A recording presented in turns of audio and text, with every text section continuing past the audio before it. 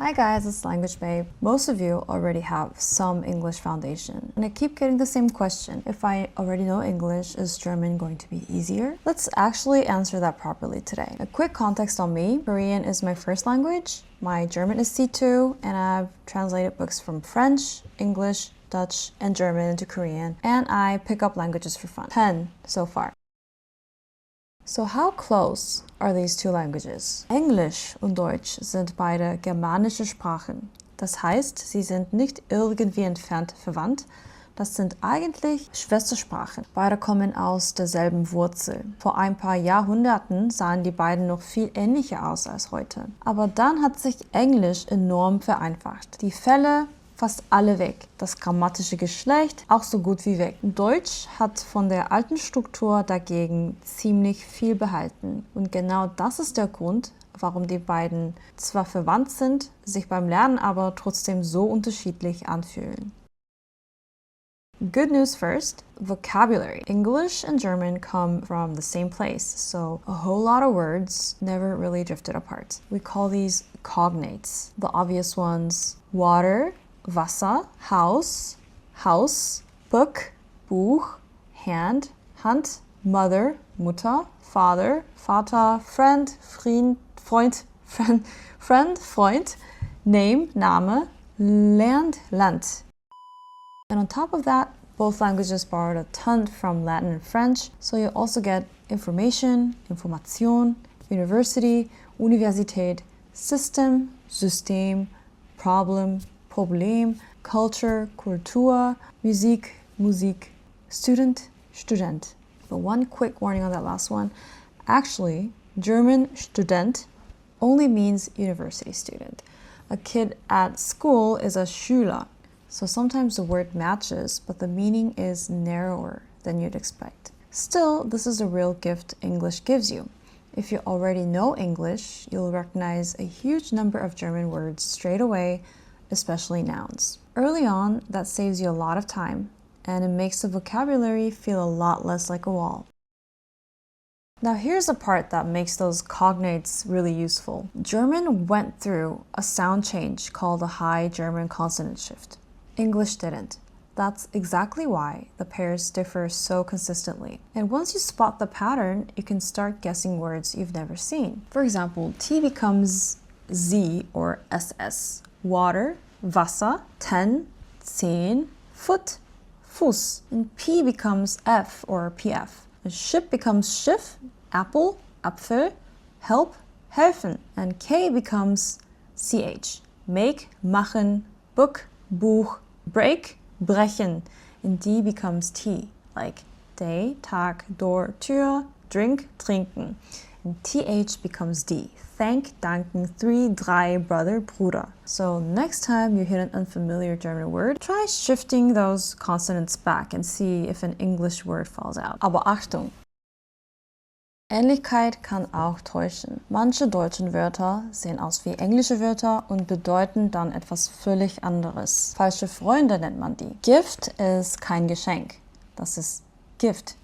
Poison. Bekommen heißt nicht to become, sondern to receive. Also heißt nicht also, sondern so oder therefore. Ein Rat ist keine Ratte, sondern ein Ratschlag. Ein Chef steht nicht in der Küche, das ist dein Boss. Sensibel heißt nicht sensible, sondern empfindlich. Und ein Handy ist kein handliches Gerät, sondern einfach dein Telefon. Und jetzt das Fiese daran. Je besser dein Englisch ist, desto schneller fällst du auf sowas rein. Die vertraute Form bringt die vertraute Bedeutung halt automatisch mit.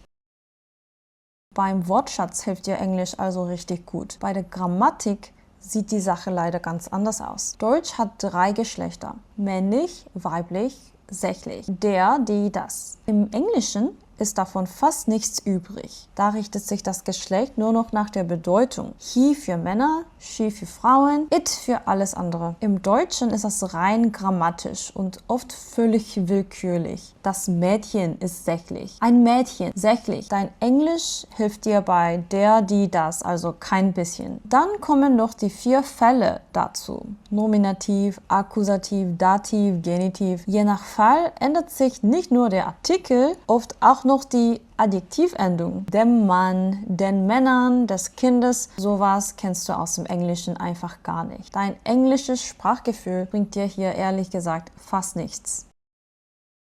Word order is the other big one. In a German main clause, the conjugative verb normally sits in second position, but in a subordinate clause, it jumps all the way to the end. So something like ich weiß, dass morgen kommt. English just doesn't do that. Then there are separable verbs. A verb like aufstehen splits apart, and the prefix goes to the end. Ich stehe 7 Uhr auf. But here's the thing. You already know this idea. English does it too, kind of. I get up at 7, turn the light off, pick him up. Those are phrasal verbs, and get up is basically aufstehen, wearing a different outfit. The difference is that in English, moving the particle around is loose and often optional. In German, it's a rule. And that prefix goes to the very end of the clause, which in a long sentence can be really far away. So the concept does transfer fine, the precision doesn't. And that, along with the cases, is why German still feels hard even if your English is strong.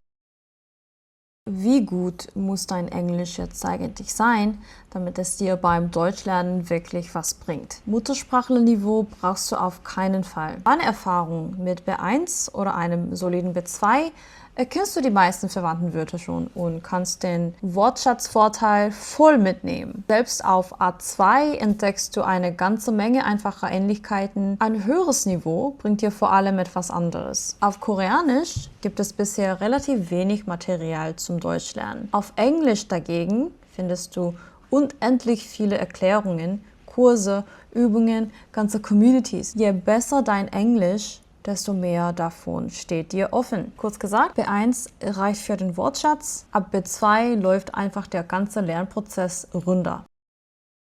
So if you're Korean and you've already got English, here's how I'd use it. Number 1, use English as a bridge for vocabulary. When you meet a new German word, go looking for the English connection instead of memorizing it cold, like in isolation. Number 2, don't expect the grammar to transfer. Cases, gender, word order, treat that as a completely new system, because it is. 3, when a Korean explanation isn't clicking, go read an English one. Just make sure you study the German example sentences properly, not only the explanation. 4, accept that gender and cases take time. People with excellent English still struggle with these. Progress is slow here, and it comes from exposure, not from understanding the rule once. English makes the start of German easier. It's not a shortcut through the grammar. So, a quick recap. English and German are related, sister languages, really. English gives you a genuine head start on vocabulary, and it opens up way more learning material than Korean alone. But it does almost nothing for gender,